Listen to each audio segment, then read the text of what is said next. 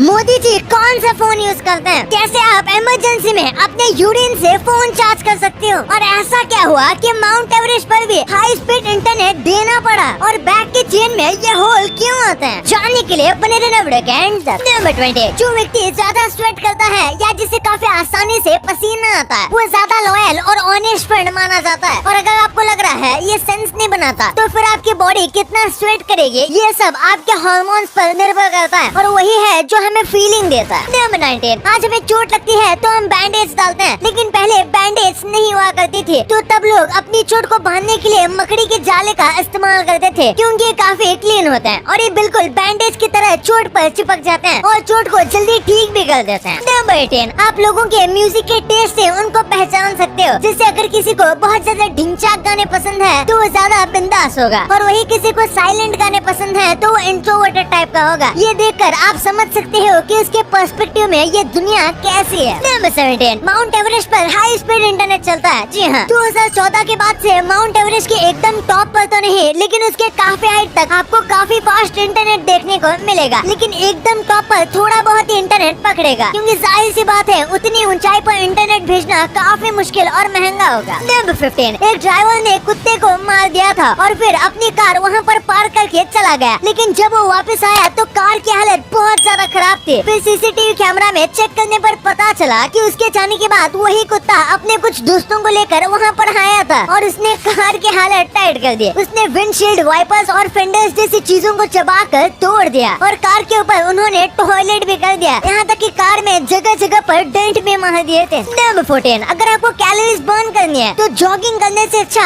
आपको सीढ़ियाँ चढ़नी चाहिए क्योंकि सीढ़ियाँ चढ़ने से ज्यादा कैलोरीज बर्न होती है और ये जो मोशन होता है ये आपकी बॉडी के लिए ज्यादा हेल्दी रहता है क्योंकि इसमें आपके घुटने और बैक पर भी प्रेशर आता है। नंबर 13, अगर कोई फ्लाइट में मर जाता है और उस फ्लाइट में आप भी हो तो आपको भी पता नहीं चलेगा कि कोई व्यक्ति मर चुका है क्योंकि अगर कैबिन क्रू को उसके बारे में पता चलेगा तो वो बिल्कुल शांत रहेंगे और इस व्यक्ति को वही बैठने देंगे और अगर उसके बाजू में कोई बैठा है तो ये उससे भी नहीं बताएंगे या फिर उसे शिफ्ट करके दूसरी सीट दे दी जाएगी, लेकिन इस बात को जितना हो सके उतना सीक्रेट रखा जाएगा क्योंकि इससे दूसरे लोग पैनिक में आ जाएंगे। नंबर 12, आपके यूरिन से फोन चार्ज हो सकता है। जी हाँ, ये देखिए यहाँ पर साइंटिस्ट यूरिन से फोन चार्ज कर रहे हैं। इन्होंने यूरिन में एक खास तरीके का केमिकल डाला है जिसकी वजह से इसके अंदर मौजूद एमिनो एसिड एनर्जी जनरेट करता है और उसकी मदद से फोन चार्ज होता है, लेकिन ये प्रोसेस नॉर्मल बिजली से भी ज्यादा महंगा है। नंबर 11, ये एक बहुत ही अमेजिंग चीज है। जैसे एक आदमी रेड कलर को देखता है वही एक औरत रेड कलर को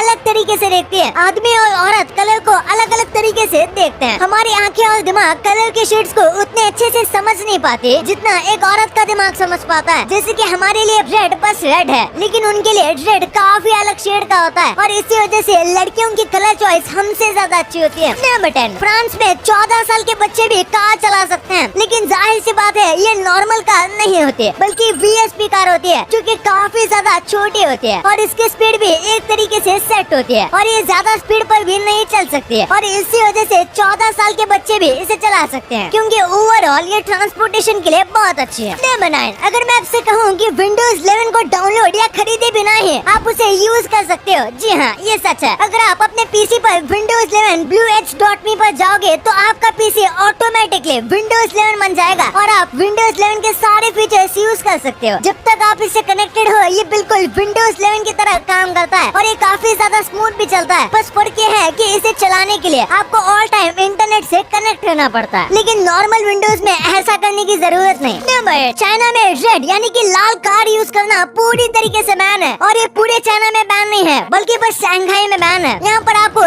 एक भी रेड कार नहीं दिखेगी, लेकिन ऐसा मैं नहीं बोल रहा हूँ बल्कि ऐसे रूमर्स फैले थे कि ऐसे लाल कार वहाँ पर बैन है, लेकिन ऐसा वहाँ पर कुछ भी नहीं है। नंबर 7, क्या आपको पता है ग्रेट वॉल ऑफ चाइना को बनाते वक्त 4 लाख से भी ज्यादा लोगों की जान चली गई थी और माना जाता है कि इन सबको वॉल के अंदर दफना दिया गया था, यानी कि इस वॉल में जितने पत्थर और सीमेंट का इस्तेमाल किया गया है उतना ही इस्तेमाल इंसानी कंकाल का भी किया गया है। हालांकि इसका पूरी तरीके से कोई प्रूफ नहीं है, लेकिन ऐसा ही माना जाता है क्योंकि इसे बहुत ज्यादा जल्दी बनाया गया था, इसलिए मरे हुए लोगों को दफनाने के लिए उनके पास वक्त नहीं था। नंबर 6, ये घोड़ों का एक कमाल का फैक्ट है। अगर घोड़े का एक ग्रुप है तो बाकी जानवरों की तरह सब घोड़े एक टाइम पर सोने नहीं जाते, बल्कि घोड़े बारी बारी से बस कुछ घंटों की ही नींद लेते हैं और जो घोड़े सोते नहीं वो पहरेदारी करते हैं। नंबर 5, कुछ साल पहले तक रशिया के 1/3 2/3 लोगों को यही लगता था कि आज भी जो सूरज है वो पृथ्वी के चक्कर लगाता है। वैसे तो इस देश के लोग ज्यादातर एजुकेटेड हैं, लेकिन फिर भी कुछ वक्त पहले यहाँ के कई लोग बैकवर्ड क्लास में आते थे या फिर उम्र में ज्यादा बड़े थे, जिसकी वजह से ज्यादा लोगों को यही लगता था कि सूरज हमारी पृथ्वी के चक्कर लगाता है। नंबर 4, हम हमारी दोनों आंखों से एक ही वक्त में एक ही डायरेक्शन को देख सकते हैं, लेकिन वही जो एक कैमेलियन होता है उनकी आंख 360 डिग्री मूव होती है और हर एक डायरेक्शन में घूम सकती है। और कमाल की बात तो ये है कि ये दोनों आंखों को इंडिपेंडेंटली अलग अलग तरीके से मूव कर सकते हैं और इसलिए इनकी आंखों को देखना काफी अजीब सा लगता है। नंबर 3, पोर्चुगल के अल्कोबा मोनेस्ट्री में जो डाइनिंग हॉल तक का जाने का रास्ता है वो इतना ज्यादा पतला बनाया गया है, और ऐसा इसलिए ताकि वहाँ के मॉन्क खा खा कर मोटे न हो जाए, क्योंकि अगर वो मोटे हो जाएंगे तो फिर वो इस दरवाजे से डाइनिंग हॉल तक नहीं पहुँच पाएंगे, जिसकी वजह से उन्हें फिर से पतला होने पर मजबूर होना पड़ेगा या फिर भूखा रहना पड़ेगा। नंबर 2,